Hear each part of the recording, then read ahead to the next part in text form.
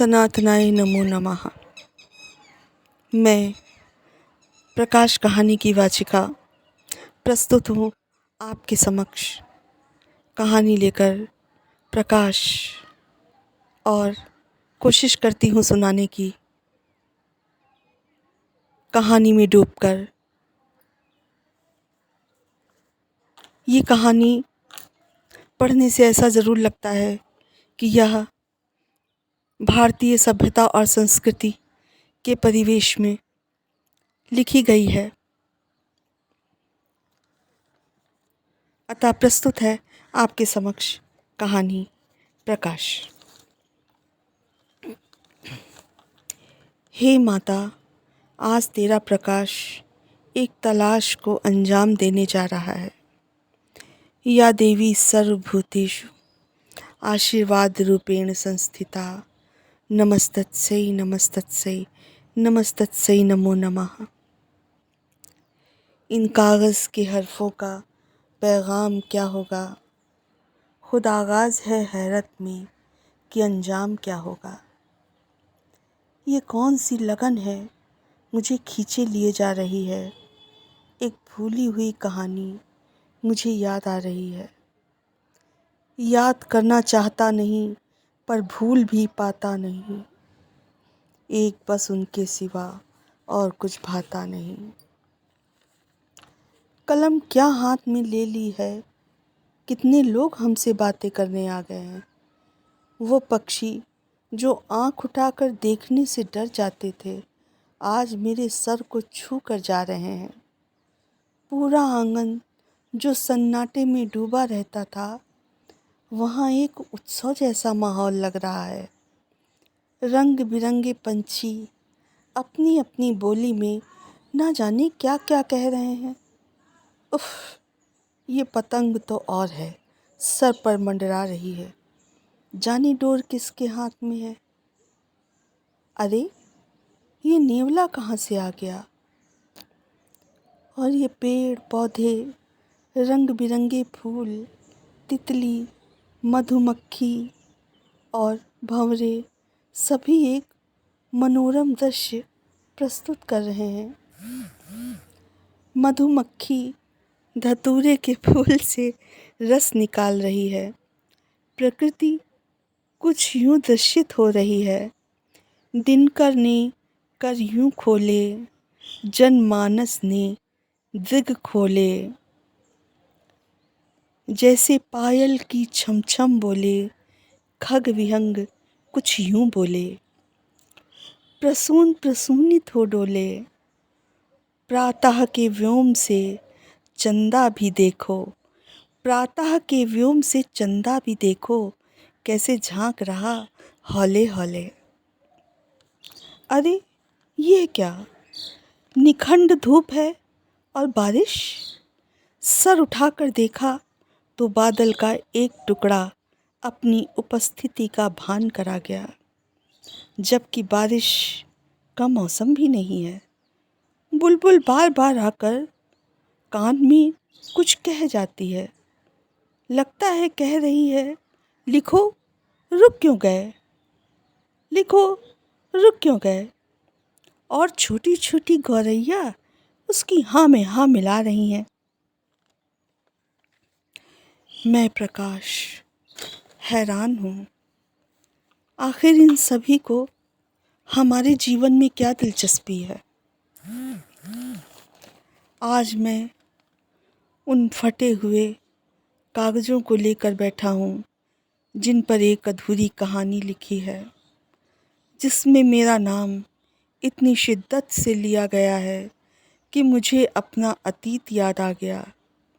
ये कागज़ मुझे रद्दी कबाड़ में पड़े हुए मिले थे।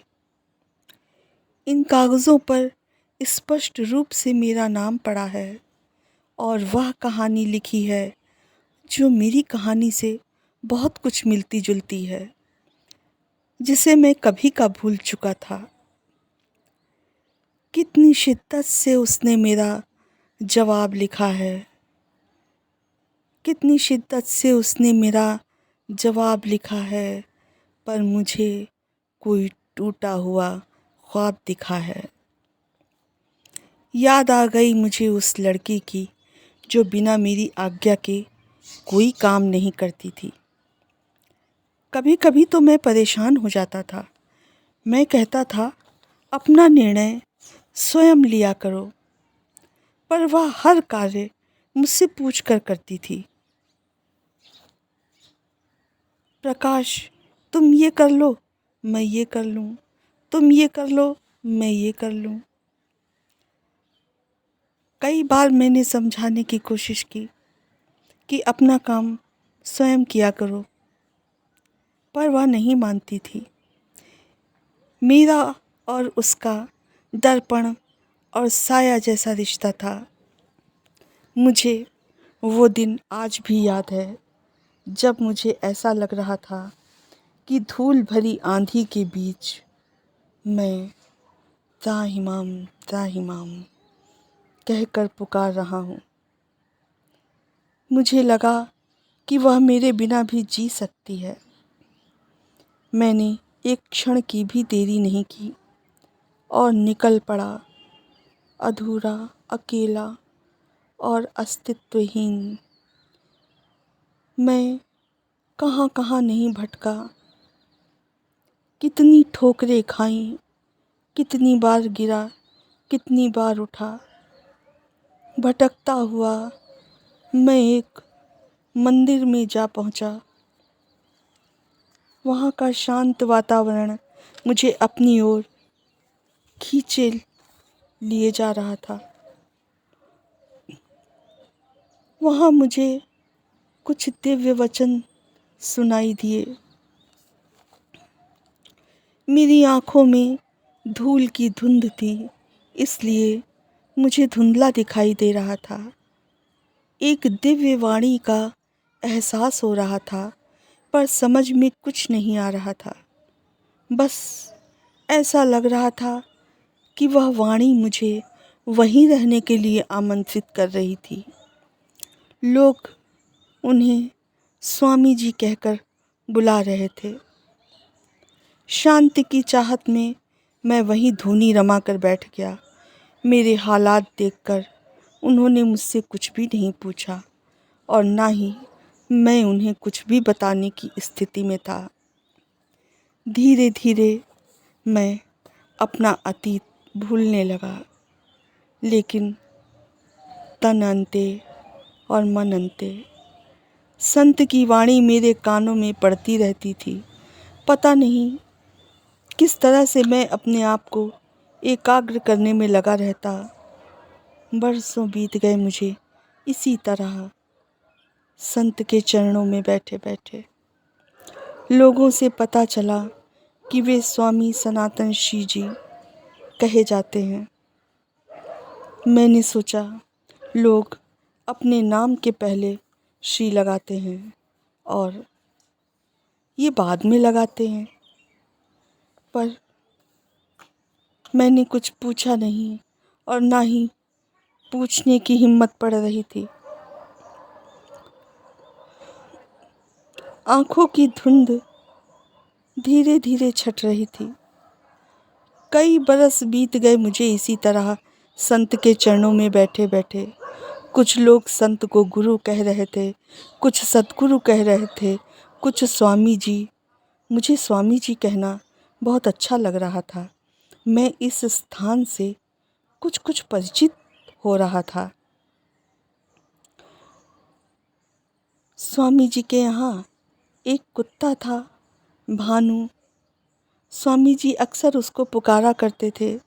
मुझे नाम सुनाई पड़ता था और धुंधला दिखाई भी देता था। इस आश्रम में भोलेनाथ का मंदिर था।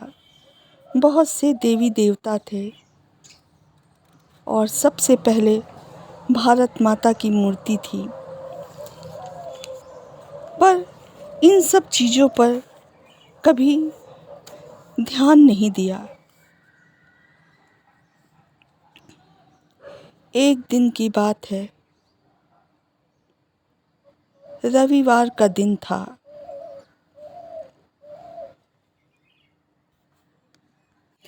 स्वामी जी का प्रवचन होने वाला था। सभी तैयारी में लगे थे।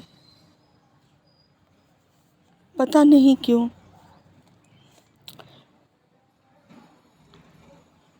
एक डर जैसा लग रहा था। कभी ऐसा नहीं लगा, पर उस दिन लग रहा था। तभी शांत वातावरण को चीरते हुए मुझे एक आवाज़ सुनाई दी। आज प्रवचन है। यदि पहले से मालूम होता तो ना आते। पता नहीं, हमने तो कभी स्वामी जी को देखा भी नहीं है, बस नाम सुना है।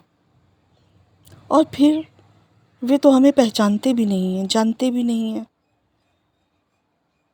और ना ही यहाँ पर हम किसी को जानते हैं। पता नहीं क्यों बेकार में ही आज आ गए।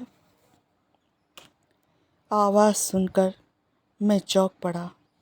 सोचने लगा कि ये कौन हो सकता है जिसे प्रवचन नहीं अच्छे लगते हैं। आखिर यहाँ क्या सोचकर आया है। होगा कोई पागल।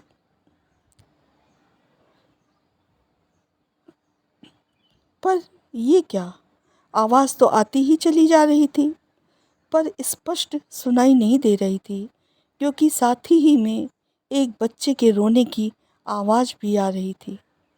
और फिर से एक तीखी ध्वनि सुनाई पड़ी।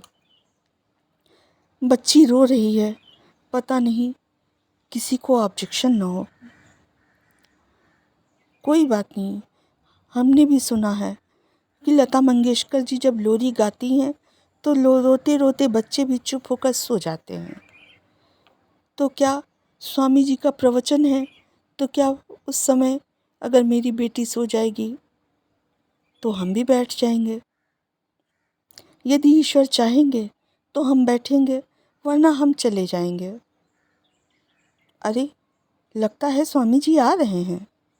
पहचानने की आवश्यकता नहीं है, ये तो देखने से ही लग रहा है कि यही स्वामी जी हैं। सभी चरण स्पर्श कर रहे हैं, पर दीवार पर तो लिखा है, कृपया दूर से ही प्रणाम करें। और यदि हम गए और स्वामी जी ने हमें मना कर दिया चरण स्पर्श करने के लिए, तो हमें तो रुलाई आ जाएगी। अरे, बच्ची तो चुप हो गई। अब तो मुझे बैठना ही पड़ेगा। मैं यह सोच रहा था, भला यह कौन ज्ञानी है जो स्वामी जी की परीक्षा ले रहा है। ये आवाज़ कहाँ से आ रही है। एक क्षण के लिए मेरे अंदर भी यही विचार आ गया था कि बच्ची चुप होगी या नहीं। स्वामी जी अपने आसन पर आ चुके थे। गोविंद हरि, नारायण हरि, हरिओम नारायण। यूँ तो बरसों से मैं यहीं बैठा हूँ, पर आज इन पंक्तियों में जैसे खो सा गया। और अचानक कबीर दास जी का एक दोहा याद आ गया।